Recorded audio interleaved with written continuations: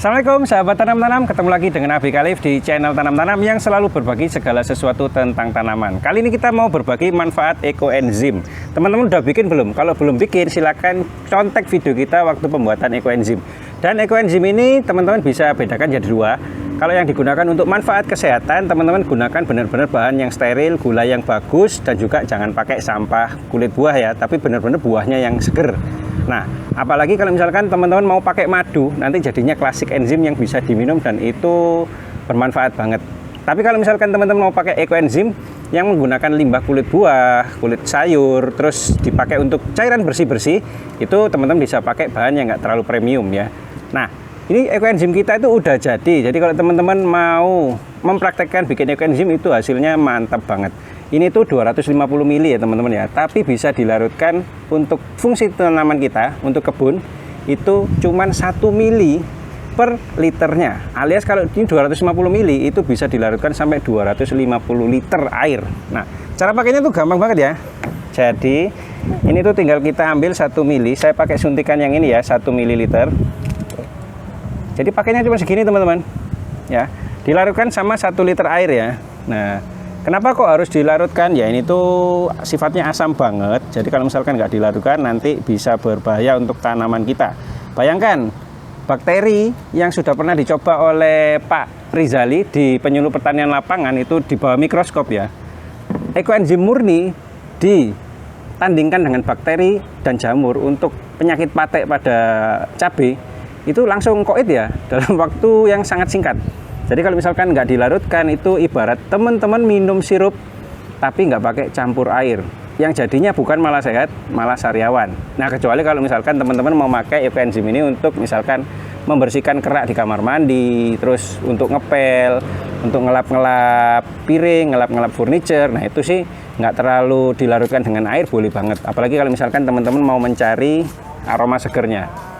Oh, jadi ekoenzim ini tuh bisa dipakai sebagai cairan pembersih dan juga untuk kebun. Jadi mantap banget. Nah, setelah kita campurkan, ini tinggal kita masukkan ke dalam sprayer ya, teman-teman ya. Tinggal kita masukkan ke dalam sprayer seperti ini saja. Dan ini tuh sangat berguna banget terutama kalau lagi musim hujan untuk mencegah serangan bakteri dan jamur pada tanaman kita. Terutama misalkan tanaman-tanaman seperti cabai, terong, tomat.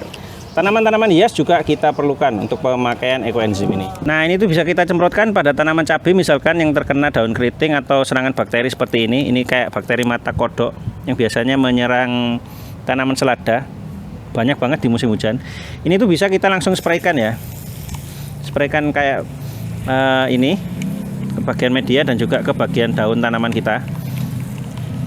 Tanaman cabai yang terkena keriting-keriting daun itu juga bisa banget ditreatment dengan menggunakan ekoenzim ini ya teman-teman ya.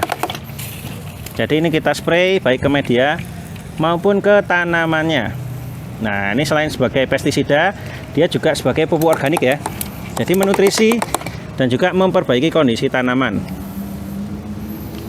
Nah pada musim panas itu juga bagus banget kalau digunakan sebagai cover untuk tanaman kita biar nggak terkena hama, penyakit, virus dan bakteri. Ya, kita spraykan seperti ini. Nah, untuk yang keriting-keriting daun seperti ini, terutama pada tanaman cabai, terong, tomat, kena virus-virus, bakteri, bisa banget. Nah, ini sudah kita coba juga ke tanaman cabai untuk mengatasi daun keriting ya. Saya tunjukkan hasilnya. Teman-teman, ini adalah tanaman cabai yang kemarin terkena serangan virus dan bakteri sehingga daunnya keriting-keriting ya. Dan ini tuh sangat nggak sehat. Kita aplikasikan ekoenzim untuk tanaman cabai ini biar dia itu mau daunnya bagus kembali. Ternyata nggak cuma bagus daunnya, tapi dia malah berbuah ya teman-teman ya. Tuh. Jadi dia malah berbuah. Meskipun ini masih dalam proses penyembuhan.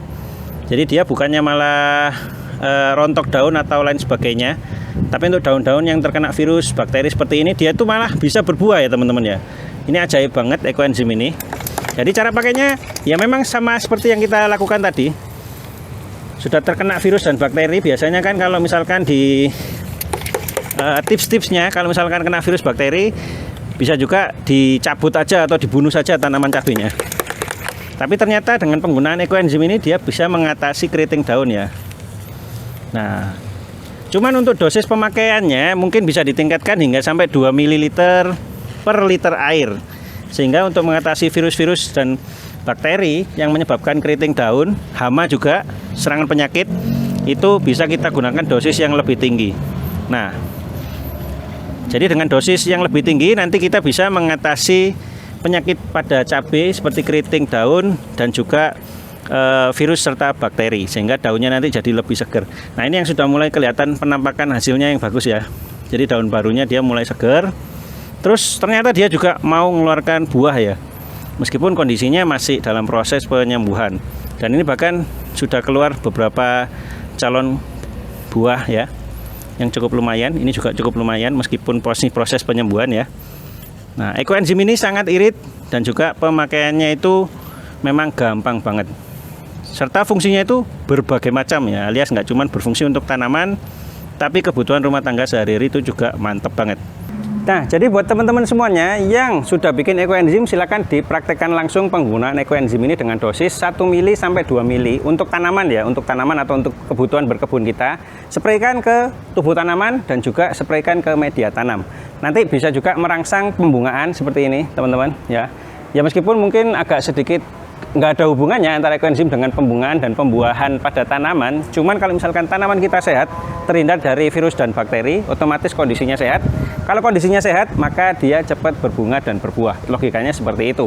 Nah, kalau misalkan teman-teman nggak sempat bikin sendiri ekoenzimnya, karena memang memakan waktu 3 bulan atau 90 hari, bahkan kalau mau lebih bagus bisa sampai 4 bulan, 120 hari, itu boleh banget. Asal gasnya sudah nggak ada, teman-teman bisa langsung pesan aja di Shopee-nya channel Tanam Tanam, nanti linknya tak kasih di kolom deskripsi. Dan jangan khawatir, biasanya pertanyaan yang muncul kalau misalkan ada endapannya atau ada putih-putih di bagian atasnya itu gimana? Itu nggak apa-apa banget, karena itu akan hilang dengan sendirinya. Itu pertanda kalau dia itu masih dalam proses fermentasi yang cukup aktif. Dan itu mantap banget, terutama endapannya. Endapannya itu kalau misalkan teman-teman semprotkan atau siramkan ke kloset kamar mandi, itu baunya bisa menghilangkan bau busuk, bau nggak sedap, dan juga bisa dipakai untuk menggosok kerak-kerak yang membandel.